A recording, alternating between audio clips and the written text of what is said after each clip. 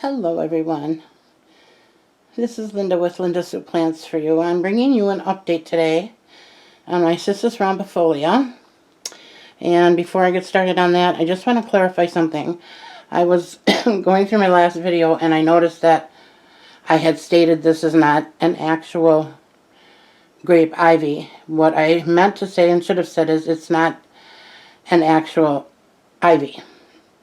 So you can do research on that if you want to, but it's something that I learned a number of years ago actually, and I just keep coming across the information that is contrary to that. So I'm going to go with my original information because it was a trusted source.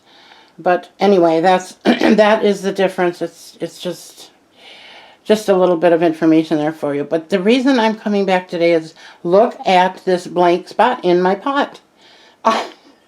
I turned it around, and if you remember my last video that I did on this one, maybe a week or so ago, I couldn't figure out what was wrong, and I said I was going to take it down and inspect it. Well, I did, and I found this whole half.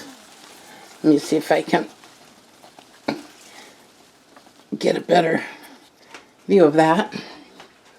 This, can you see that? Half of the plant is gone. And the reason I guess I didn't realize it is because it's in the corner, and I just walked up and looked at the plant and put some water in it. I didn't, it was so full I didn't think to check the back of it. Well, after finding this, I started inspecting inside the soil, and I started pulling off dead leaves, and I found a whole stump or crown, whatever you want to call it, that was dead. Now, I don't see any insect issues with this plant. I thought perhaps it might have been those doggone thrips, but it's not. And I'm pretty sure what is going on is it was getting too much light, because these are really a lower light plant. A lower to medium, but more on the lower side. If you give them too much sun, they will burn. And I think that's what happened. I think it just dried it out, because everything that was dead was on the back side of this. And as you can see, I've got an east window and a south window. And that's what was shining on the back of it. So that's what I'm going to go with for now. It's the only logical explanation I can come up with right now, because the rest of the plant is doing incredibly well. I mean, look at the size of those leaves compared to what it was. It's just amazing how this has bounced back. I am considering moving this over to that corner. Now, I used to have an ivy, I think it was called a Brazilian ivy or something like that, and it was very similar to this one. And the leaves were a little more leathery, they were a little more substantial, but that too was a very fast grower, and it loved that corner.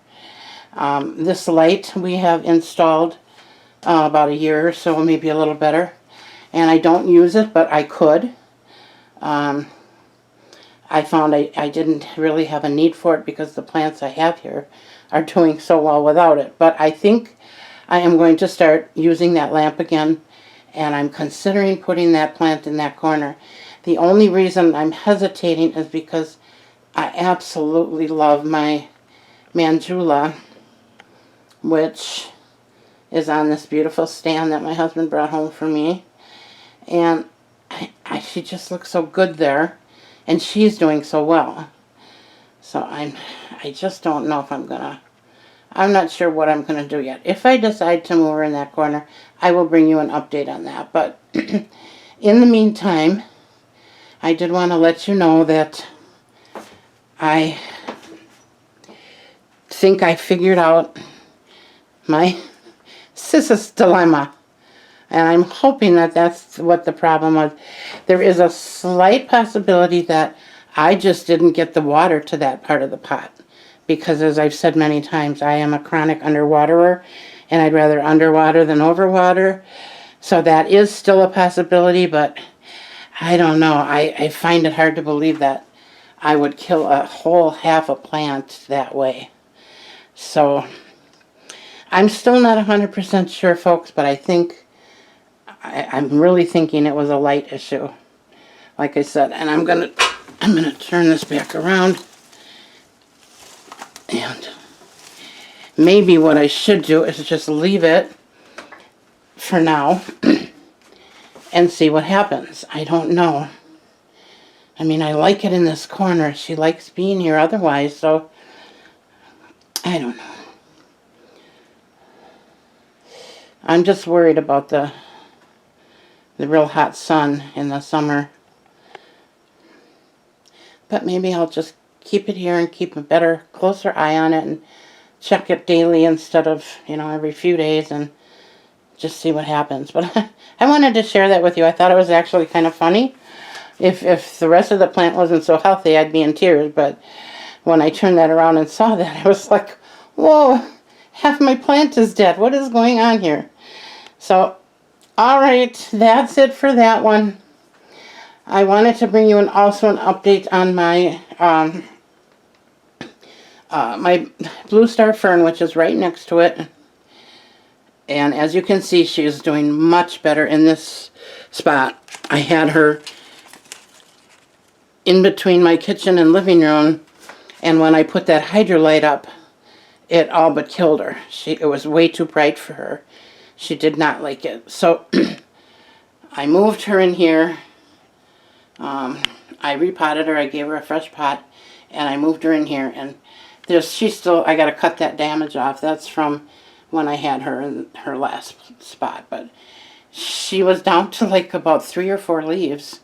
And look at her now. This growth has all been last 2 weeks, maybe. Somewhere around there. So, very excited about that. Okay, that's going to do it for now. I am going to be bringing you an update on my begonias very soon here. My one that I thought I was going to lose. I think it's going to be okay. And I'm going to be doing an update on that shortly. But in the meantime, I hope you all have a great day, and I'll be back. Bye now.